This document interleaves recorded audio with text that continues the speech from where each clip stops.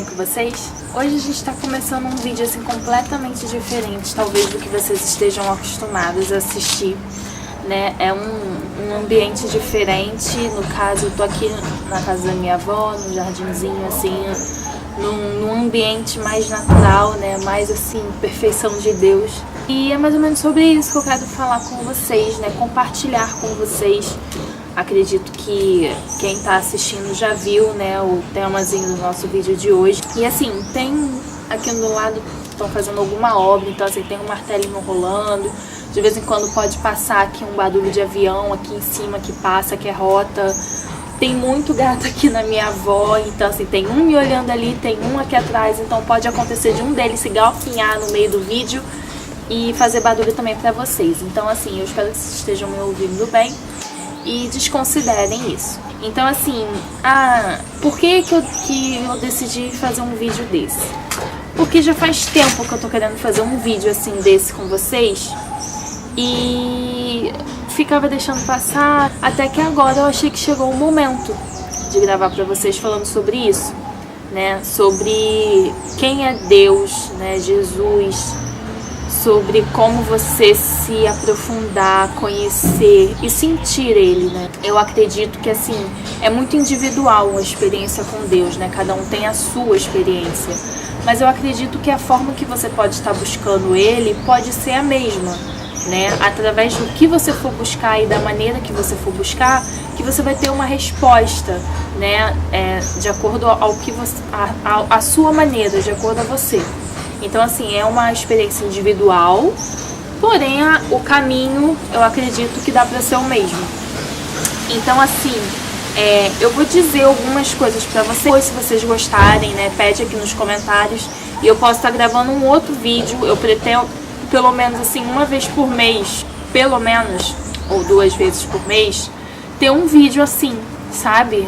Vocês falam algum tema e eu deixo Deus me usar, né? Eu não sou formada, não tenho total sabedoria da Bíblia, tenho minhas falhas, né?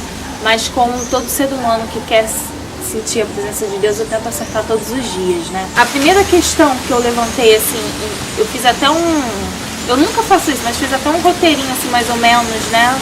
Pra poder falar com vocês.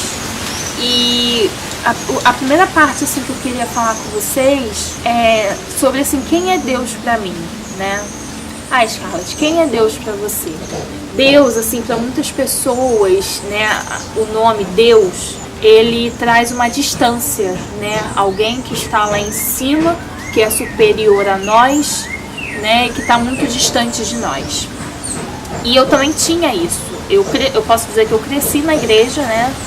Minha mãe, desde que eu sou criança, minha mãe frequentava a igreja. Porém, assim, praticante, né? Eu me tornar praticante, eu só me tornei mesmo na adolescência, com 13, 14 anos. Então, assim, firme mesmo com 14 anos. Então, eu realmente sempre tive uma visão de que Deus era um ser superior a mim, que iria me castigar a qualquer momento. Que era um Deus que castigava, que era um Deus, se você não fizesse o que Ele quisesse, né? Se você não fosse da maneira que Ele disse que teria que ser, Ele iria te castigar. Se você não contribuísse, sei lá, com dízimo, você ia ser castigado. Que Deus só iria te honrar se você desse dízimo.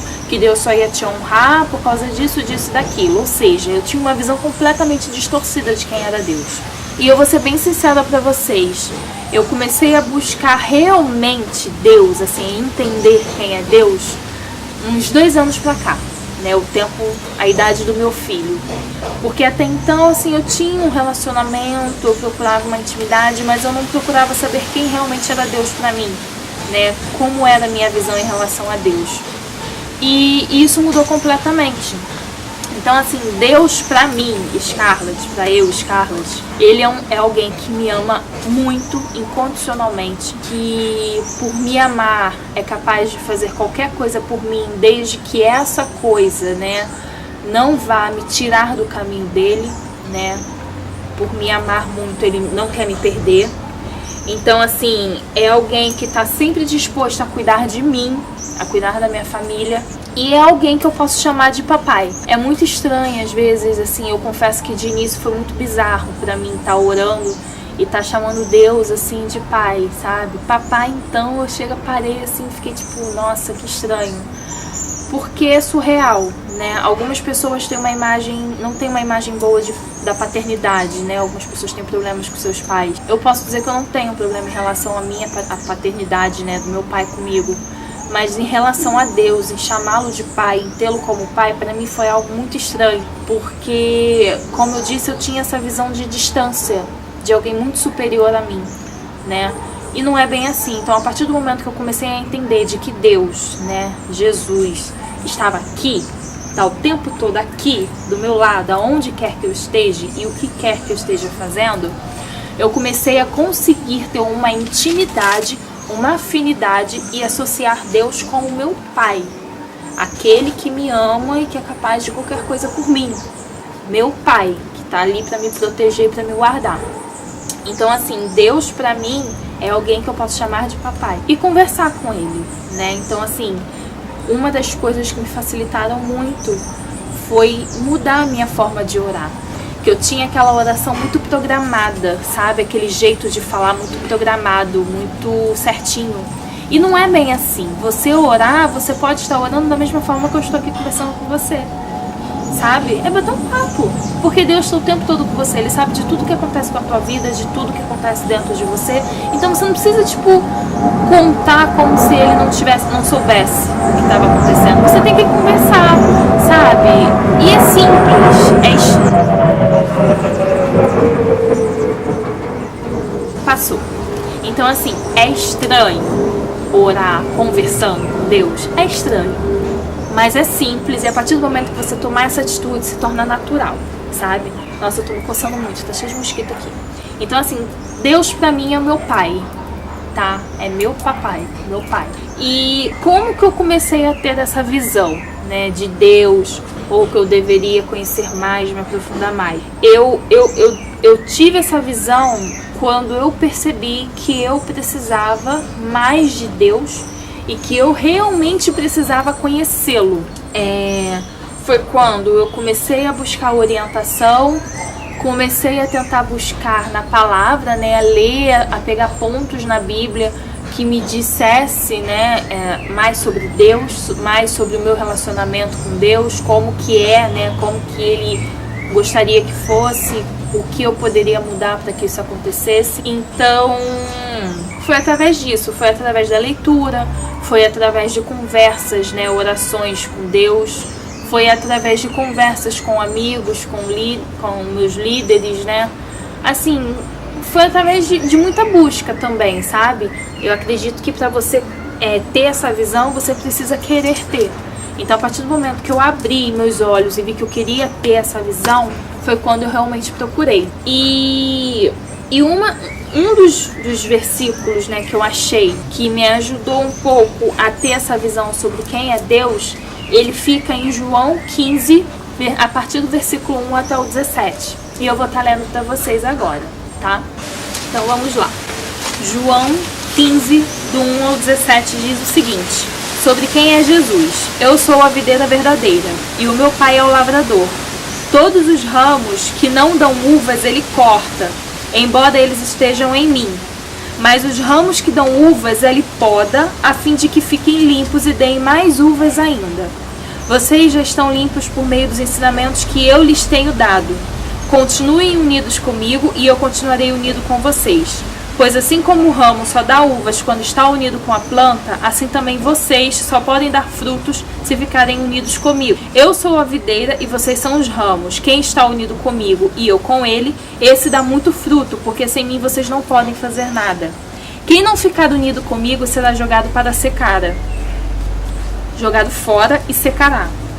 Será como os ramos secos que são juntados e jogados no fogo, onde são queimados. Se vocês ficarem unidos comigo e as minhas palavras continuarem em vocês, vocês receberão tudo o que pedirem. E a natureza gloriosa do meu Pai se revela quando vocês produzem muitos frutos e assim mostram que são meus discípulos. Assim como meu Pai me ama, eu amo vocês. Portanto, continuem unidos comigo por meio do meu amor por vocês. Se obedecerem aos meus mandamentos, eu continuarei amando vocês, assim como eu obedeço aos mandamentos do meu Pai e ele continua a me amar. Eu estou dizendo isso para que a minha alegria esteja com vocês e a alegria de vocês seja completa. O meu mandamento é este: amem uns aos outros como eu amo vocês. Ninguém tem mais amor pelos seus amigos do que aquele que dá a sua vida por eles. Vocês são meus amigos se fazem o que eu mando. Eu não chamo mais vocês de empregados, pois o empregado não sabe o que seu patrão faz. Mas chamo vocês de amigos, pois tenho dito a vocês tudo o que ouvi do meu Pai. Não foram vocês que me escolheram, pelo contrário, fui eu que os escolhi para que vão e deem fruto e que esse fruto não se perca. Isso a fim de que o Pai lhes dê tudo o que pedirem em meu nome. O que eu mando a vocês é isto: amem uns aos outros. Então, assim, aqui, né, nesse versículo, eu não sou muito boa, gente, mas assim, eu vou tentar fazer o que eu entendo. Aqui nesse versículo, Jesus deixa claro o que eu estava falando antes, que não temos que ter distância. Jesus não é o nosso patrão, porque o patrão a gente não sabe o que ele pensa, o que ele diz. Porém, Jesus é o nosso amigo, porque nós sabemos tudo o que ele diz, o que ele pensa. Ele deixou para nós todos os mandamentos que o Pai dele, que é Deus, deixou para ele. Então ele compartilha tudo para nós, ou seja, a alegria que ele tem, ele quer que nós tenhamos também.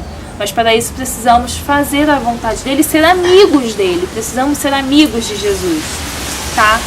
Então, assim, a partir do momento que você busca realmente entender quem é Jesus, como se relacionar, né, através do momento em que você busca, né, ter uma intimidade, né, se relacionar, você começa a ser aceito, você começa a se sentir mais aceito, né?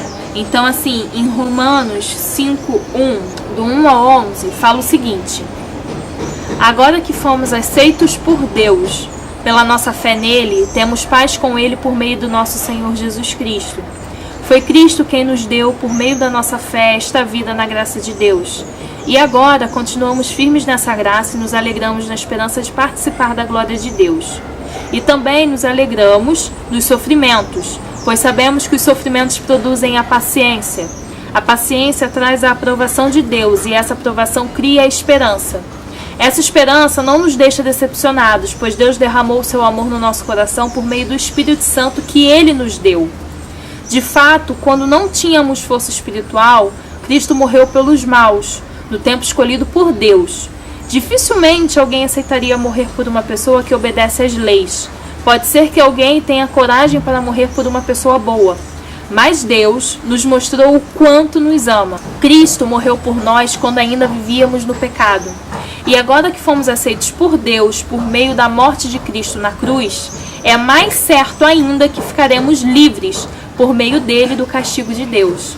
Nós éramos inimigos de Deus, mas ele nos tornou seus amigos por meio da morte do seu Filho. E agora que somos amigos de Deus, é mais certo ainda que seremos salvos pela vida de Cristo. E não somente isso, mas também nós nos alegramos por causa daquilo que Deus fez por meio do nosso Senhor Jesus Cristo, que agora nos tornou amigos de Deus.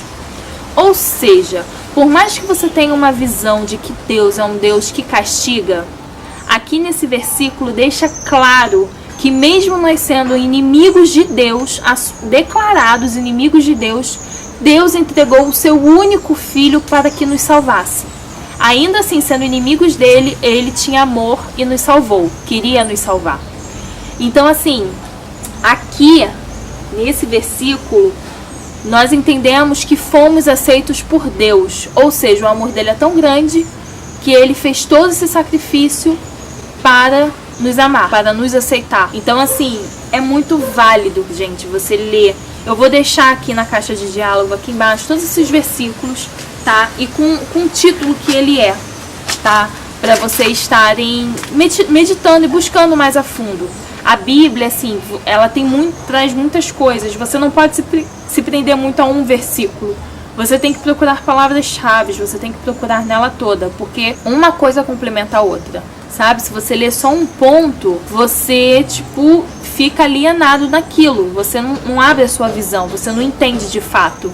Então, assim, por exemplo, tem partes da Bíblia que fala sobre a ira de Deus, sabe? E tem gente que se prende nisso, que cria uma imagem de Deus através só daquele versículo, mas não lê a Bíblia em outras partes, sabe? Não vê o que é que Deus fez, o porquê. Enfim, tudo tem uma explicação. Por isso que você precisa ir a fundo, ler a fundo. E tem um outro versículo que fala sobre Jesus, né? Sobre Deus, quem eles são.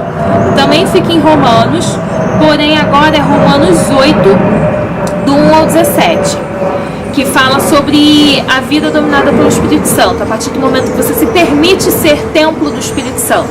E isso, gente, vou ser bem sincero, para você que está querendo seguir o que Deus quer para a tua vida, torne-se templo do Espírito Santo, busque a presença do Espírito Santo, porque é Ele quem Jesus deixou para nós, para que nos desse o caminho, né? Quando Jesus ressuscitou, Ele veio e pregou, né, para Pedro, para todos os seus seguidores.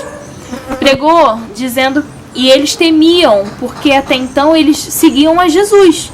O que Jesus fazia, o que Jesus dizia, eles seguiam a Jesus. Então, para eles iam ficar muito perdidos sem Jesus. Tipo assim, agora, o que a gente vai fazer? Que caminho que a gente vai tomar? Quem vai nos orientar? Então Jesus deixou claro que deixaria o Espírito Santo aqui para que Ele nos desse a direção, para que Ele nos encaminhasse, assim como Jesus fazia enquanto estava na terra.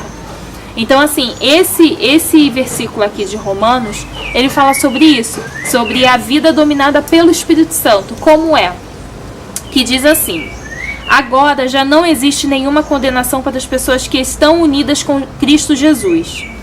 Pois a lei do Espírito de Deus, que nos trouxe vida por estarmos unidos com Cristo Jesus, livrou você da lei do pecado e da morte. Deus fez o que a lei não pôde fazer, porque a natureza humana era fraca.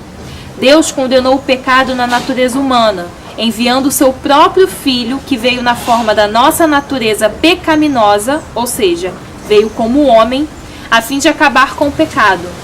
Deus fez isso para que as ordens justas da lei pudessem ser completamente cumpridas por nós, que vivemos de acordo com o Espírito de Deus e não de acordo com a natureza humana. Porque as pessoas que vivem de acordo com a natureza humana têm a sua mente controlada por essa mesma natureza. Mas as que vivem de acordo com o Espírito de Deus têm a sua mente controlada pelo Espírito. As pessoas que têm a mente controlada pela natureza humana acabarão morrendo espiritualmente. Mas as que têm a mente controlada pelo Espírito de Deus terão a vida eterna e a paz. Por isso, as pessoas que têm a mente controlada pela natureza humana se tornam inimigas de Deus, pois não obedecem à lei de Deus e de fato não podem obedecer a ela. Ou seja, não podem obedecer porque não estão guiadas pelo Espírito Santo. As pessoas que vivem de acordo com a sua natureza humana não podem agradar a Deus.